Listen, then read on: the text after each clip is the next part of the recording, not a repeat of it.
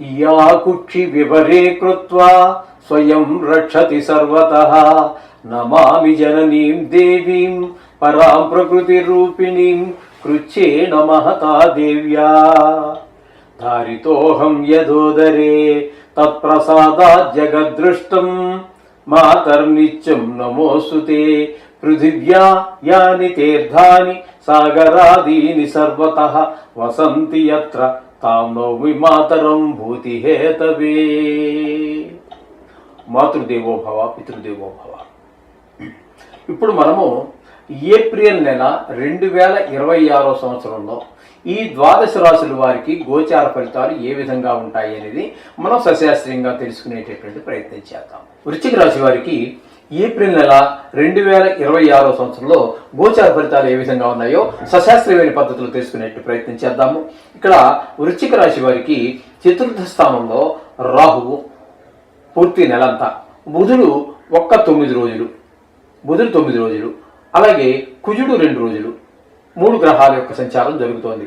రాహు చతుర్థ స్థానంలో ఉండటం అనేటటువంటిది శుభ పరిణామము ఇవ్వజాలడు అన్ని కొంచెం దాన్ని సుఖస్థానం అంటాం. కాబట్టి ఇక్కడ విద్య విషయంలో, భూమి విషయంలో, గృహ విషయంలో, వాహనాల విషయంలో, మన స్వభావ విషయంలో అంతా చెడే చూపిస్తూ ఉంటుంది. అలాగే బుధుడు 9 రోజుల పాటు ఉన్నారు. ఆయన కొంచెం ఆ 9 రోజులు అనుకూలమైన ఫలితాలు ఇస్తారు. కుజుడు 2 రోజుల పాటు మీకు చతుర్థ స్థానంలోనే ఉన్నారు. ఇక్కడ ఆ 2 రోజులు అనుకూలమైన ఫలితాలు అయితే ఇవ్వడు. కాబట్టి ముఖ్యంగా చెప్పవలసింది ఏంటంటే ఇక్కడ ఈ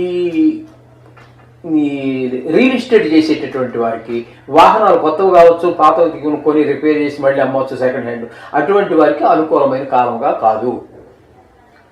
కాస్త బుధుడు 9 రోజులు కాస్త అనుకూలంగా ఉంటాడు, కానీ ఒక్కడి వల్ల కాదు. 2 గ్రహాలు రాహు ఇటు కుజుడు కూడా సతాయిస్తున్నప్పుడు మధ్యలో ఈ 9 రోజులు ఉండి ఏం చేయలేని పరిస్థితిగా ఉంటుంది ఇక్కడ రియల్ ఎస్టేట్ వ్యాపారులకి, ఈ వాహనాలు అమ్మేవారికి. ఇకపోతే పంచమ స్థానంలో 4 గ్రహాల యొక్క సంచారం జరుగుతోంది. ఒకటి శని, అలాగే రవి 14 రోజుల పాటు, తర్వాత కుజుడు ఇంచుమించుగా నెలంతా, బుధుడు నెలంతా ఉన్నారు.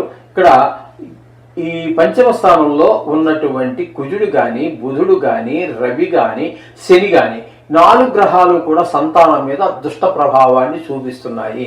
కాబట్టి మీరు పిల్లల విషయంలో, వాళ్ళ చదువు విషయంలో, వాళ్ళ సైకిల్లో ఏవో తొక్కే విషయంలో, ఆటల్లో మరి ఒళ్ళు తెలియకుండా ఆడేస్తూ ఉంటారు, దెబ్బలు తగిలించుకుంటూ ఉంటారు.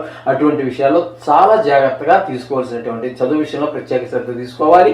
ఆటలాడేటప్పుడు కూడా ఫ్రీగా వదలమాకండి, ఎందుకంటే వాళ్ళకి ఒంటి మీద స్పృహ లేనంతగా ఆడేస్తూ ఉంటారు. ఆటలంటే అంత ఇష్టం ఉంటూ ఉంటుంది. ఈ 4 గ్రహాల యొక్క ప్రభావం తీవ్రంగా ఉంది కాబట్టి చాలా జాగ్రత్త తీసుకోవాల్సినటువంటి విషయం. అలాగే 6వ స్థానంలో రవి 16 రోజుల పాటు సంచారం చేస్తున్నారు. ఆ 16 రోజుల్లో రవి మాత్రం అంటే 15వ తారీఖు నుంచి నెలాఖరు వరకు, అంటే సెకండ్ హాఫ్ అంతా కూడా రవి అనుకూలమైన ఫలితాలు ఇస్తారు. 6వ స్థానంలో ఉన్నారు కాబట్టి ఆరోగ్యం బాగుంటుంది. డబ్బులు ఎవరికైనా మనం ఇవ్వాల్సి ఉంటే ఇచ్చేయడం జరుగుతుంది. ఎవరన్నా మనకు కావాలన్నా ప్రయత్నం చేస్తే దొరుకుతుంది. ఇక శుక్రుడు కూడా 6వ స్థానంలో 19వ తారీఖు వరకు ఉంటారు. 6వ స్థానం తదుపరి ఆయన 7వ స్థానంలోకి వెళ్తున్నారు. శుక్రగ్రహము 6వ స్థానంలోను 7వ స్థానంలోను గోచార రీత్యా అనుకూలమైన ఫలితమును ఇవ్వజాలడు. కాబట్టి ఆయన 6వ స్థానంలో ఉన్నప్పుడు కొంచెం రోగాలు అంటే జ్వరము లాంటివి రావడానికి, అలాగే అప్పులు కొంచెం చేయవలసిన పరిస్థితులు కల్పిస్తూ ఉంటాడు. 7వ స్థానంలో శుక్రుడు వచ్చిన భార్యాభర్తల మధ్యన కొంచెం విభేదాలు రావటము, అలాగే వ్యాపారం చేసే వారి మధ్యన విభేదాలు రావడానికి కారకుడవుతూ ఉంటాడు శుక్రుడు. ఈ విధంగా శుక్రుడు యొక్క ఫలితాలు ఉంటాయి. ఇకపోతే అష్టమంలో గురువు అనేది శుభ ఫలితములు ఇవ్వదాలదు. కాబట్టి ఎక్కడ కూడా పెద్ద దుఃఖము, లేకపోతే ధన నష్టము, పరాభవాలు, అవమానాలు, ఎవరో దూర బంధువులో, బాగా ఆప్తమిత్రులో, లేకపోతే చుట్టాలో ఎవరో చనిపోయారు అనేటువంటి వార్తలు వినేటువంటి అవకాశం కూడా కొంతమందికి ఉంటుంది. ఈ విధంగా ఉంటుంది. ఇక దశమ స్థానంలో కేతు అన్నట్టయితే వృత్తిపరమైన మీరు వ్యాపారం చేయొచ్చు, లేకపోతే ఉద్యోగం చేయొచ్చు, ఏవో అనేక రకాల వృత్తులు ఉన్నాయి. ఇందులో ఏది చేసినప్పటికీ ఆ వృత్తిలో ఆటంకాలు కలిగించడానికి సమర్థుడవుతూ ఉంటాడు మనకి కేతువు. కాబట్టి వీరికి పూర్తి అనుకూలంగా ఉన్నది ఎవరంటే 6వ స్థానంలో ఉన్నటువంటి రవి 15 రోజుల పాటు అనుకూలంగా ఉన్నారు.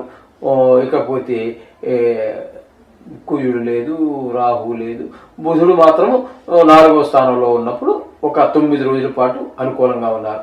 ఇంతకు మించి చాలా ప్రతికూల ఫలితాలు ఎక్కువగా ఉన్నాయి. కాబట్టి కొంచెము ధనం ఖర్చు పెట్టే విషయంలో కానివ్వండి, ఈ పెద్ద పెద్ద మార్కెట్కి వెళ్ళకండి. కిరాణా సామాన్లు కొనాలన్నా లేకపోతే ఏదైనా కొనాలన్నా, ఎందుకంటే అక్కడికి ఒక వస్తువు కొందామని వెళ్తాము, అక్కడ చూసి ఆకర్షితులు వెయ్యి, ఇది కొంటే అది ఫ్రీ అంటాడు, అది కొంటే ఇంకోటి ఫ్రీ అంటాడు, అక్కర్లేని మొత్తం చెత్త అంతా కొనుక్కుని ఇంటికి తీసుకొచ్చుకోవడం అవుతుంది. అవసరం లేదు. ఉంటాయి ఒకప్పుడు ఉపయోగపడతాయి, ఇప్పుడు అవసరం లేదు. ఇప్పుడు ఈ నెలలో మీకు ఈ ఫైనాన్షియల్ పొజిషన్ బాగుంటుంది కాబట్టి కొంచెం మనకి చింతపండు కావాలి, ఏదో చిన్న కూరగాయల షాప్కి వెళ్ళి ఆ చింతపండు తెచ్చుకుని ఇంటికి వచ్చేస్తే హాయిగా ఉంటుంది. అక్కర్లేని సామాన్ అంతా కొనుక్కోక్కర్లేకుండా. రేపు నెలలో మంచి పరిస్థితి బాగుండొచ్చు, అప్పుడు చూద్దాం. అప్పుడు మీరు అన్నట్టు 4 కొనుక్కోవచ్చు, సంతోషం, తప్పేం కాదు, పాడైపోతాయేం కాదు. ఇప్పుడు డబ్బులు ఖర్చు అయిపోతాయి, ఇప్పుడు ఇబ్బంది పడకూడదు కదా ఫైనాన్షియల్గా. అందుకోసం ఈ విషయం ఏంటంటే సూచిస్తున్నాను అన్నమాట. ఈ విధంగా ఉంటుంది. అంచేత చాలా ఎక్కువ గ్రహాలు ప్రతికూలంగా ఉంది కాబట్టి వీలైనంత ఎక్కువగా, అంటే రోజు మామూలుగా ఈ శ్లోకాలు చదువుకుంటున్నారు కదా నవగ్రహాలది, దాంతోపాటుగా వీలుంటే కాస్త అది పగలు కావచ్చు, సాయంత్రం కావచ్చు, గుడి తెరిచిన టైంలో వెళ్ళి కాస్త నవగ్రహాలు ప్రదర్శన చేసుకుని గుళ్ళో ఉన్నటువంటి ప్రధాన దేవుడు ఎవరైతే ఉన్నారో వారి దర్శనం చేసుకుంటే కొంతవరకు మనకి ఉపశమనం కలుగుతుంది. ఈ విధంగా పాటించండి. శుభం భూయాత్.